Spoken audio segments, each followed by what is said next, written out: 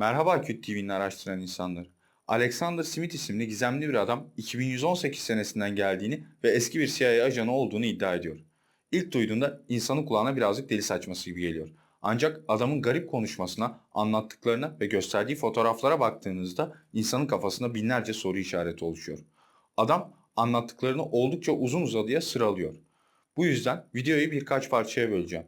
İşte o belgeselin ilk bölümüyle sizlerle beraberiz.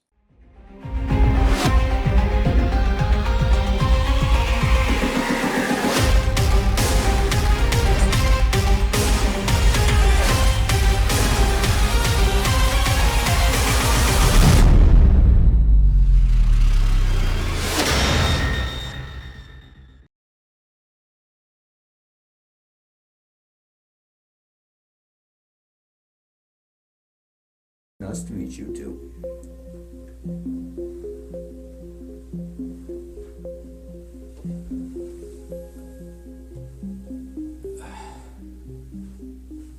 My name is Alexander Smith. I've kept my silence on this issue for a long time. A long, long time. What I'm about to tell you is something that I haven't even told my children, nor my grandchildren. My own wife doesn't even know what I'm about to tell you. You see, the reason I kept my silence for so long was due to the threats that I got if I exposed my story and if I told what happened, if I told the truth. They wouldn't let me tell the truth, and they're not gonna like this at all. But I couldn't live with myself one more day if I kept it all sealed up. The only way I can live with myself from now on is if I tell the truth about what happened. And I suppose my story starts back in the year 1981. You see, I had a background in the military. I rose up the ranks and eventually I worked for the CIA. I can't give my specific position in the CIA due to the fact that they would know who I am. I realize that most people watching this right now, they're gonna dismiss this. They're gonna think I'm making up a story for attention. I just want to say to everybody who's watching this, that's not me. I wanted to tell the truth for so long.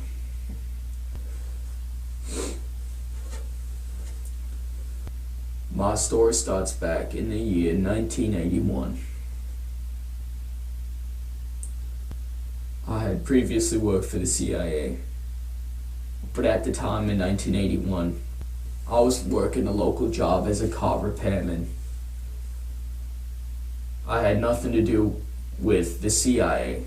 I had nothing to do with the military at this time. I had previously been in the military and I had worked for the CIA. But at the time in 1981, I was doing neither. I remember the day. I remember the day clearly. I was sitting at home with my wife on the couch watching television when I got a knock at the door. I went to the door to answer it, and outside were two men dressed in black suits. When I opened the door, they asked me to come with them. They worked for the CIA. They told me to go with them, so I complied. I took a seat in the back of their truck. They told me I can't even tell my wife that I was leaving, so I left her, sitting on the couch. I wasn't to see her for a long time. On the car ride,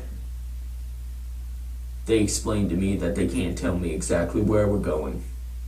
They told me to put on a blindfold so I couldn't know the exact location of where we were going.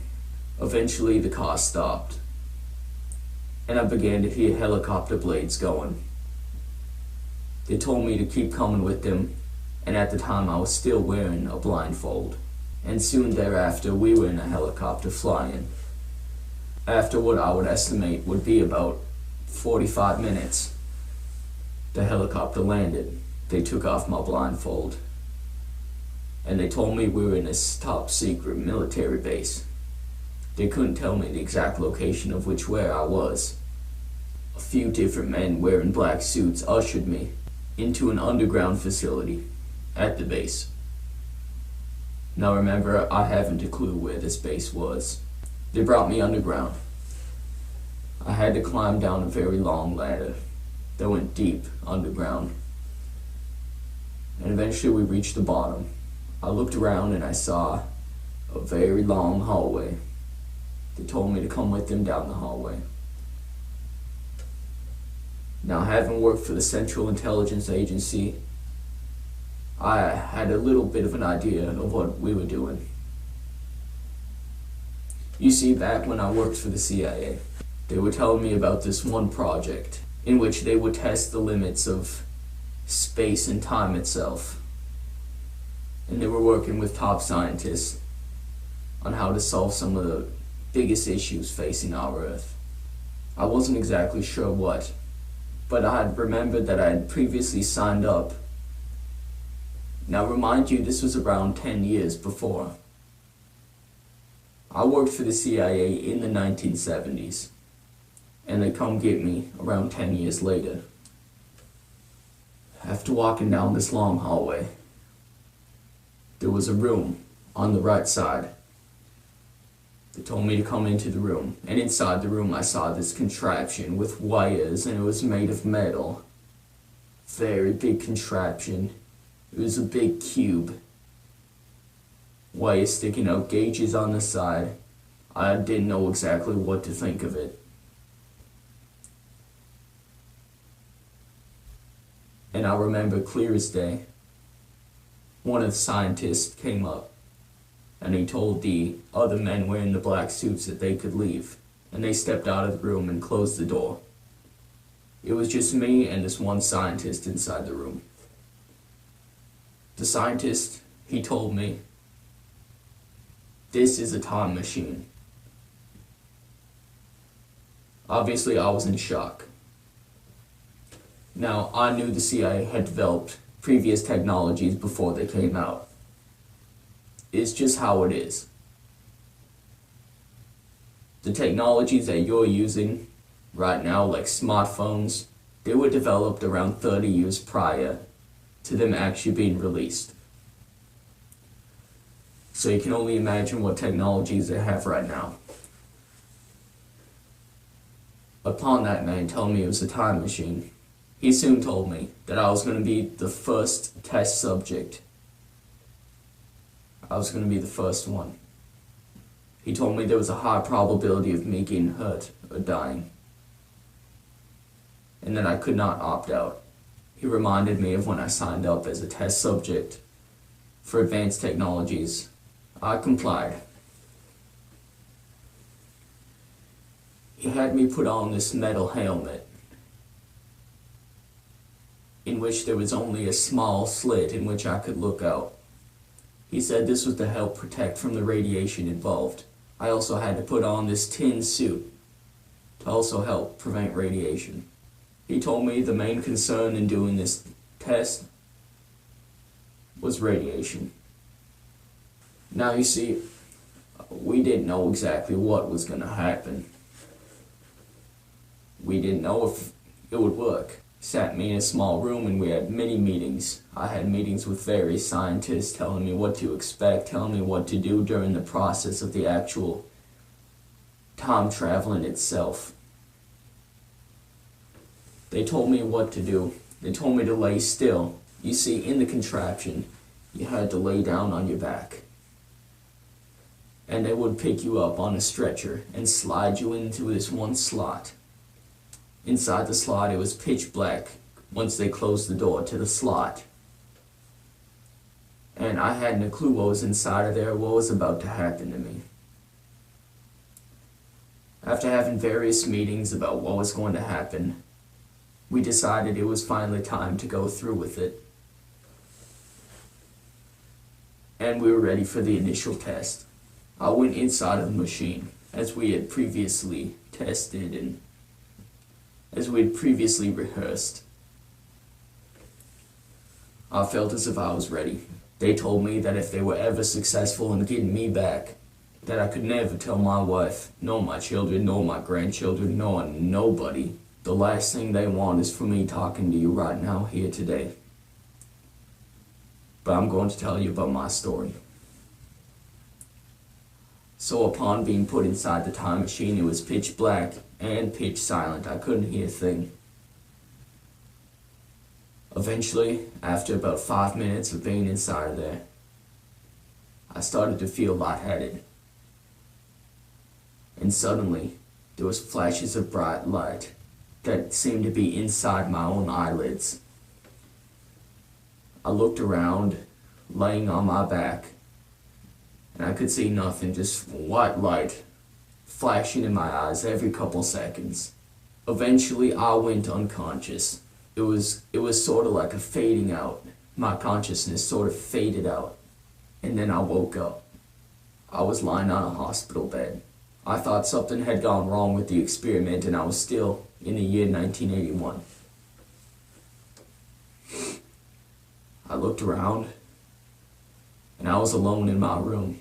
I was alone in this room, and there was a window to my left side.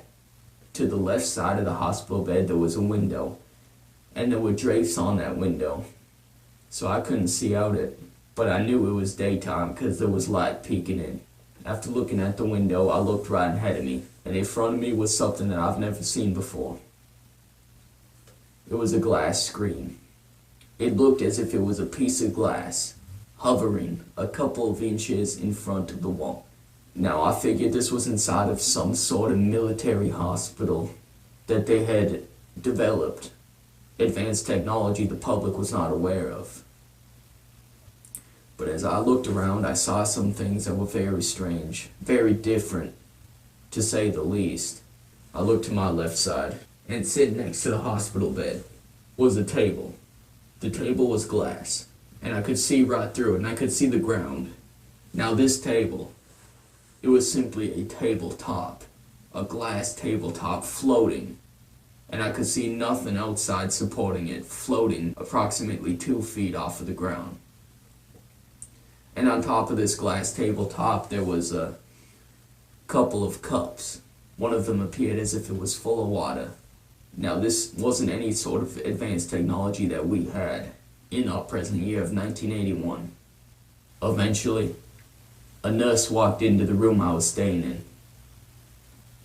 It was the first person I've seen after this incident. And she began to explain everything to me. She said I was found on the side of the road, unconscious. She thought I had gotten in some sort of car accident or something. And I told her about my story. I told her what had happened. And she asked me. She said, what was the date in which this happened? And I told her it was in the year 1981. And I'll never forget what she said back. She said, sir, it's 2118. And I said, 2118. I thought she was referencing the military time. But she said, sir, don't you know the year? It's 2118.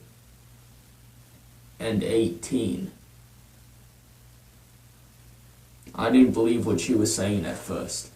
Tüm soru, görüş ve önerileriniz için bana Instagram hesabımdan ulaşabilirsiniz. Araştırmalarımızın gelişerek devam edebilmesi için videoyu Facebook, Twitter gibi sosyal ağlarda paylaşmayı, yeni videolardan haberdar olup araştıran insanlar topluluğuna katılmak için Küt TV'ye abone olarak kanalın bildirimlerini açmayı unutmayın. Gelecek videoda görüşünceye kadar hoşça kalın araştıran insanlar.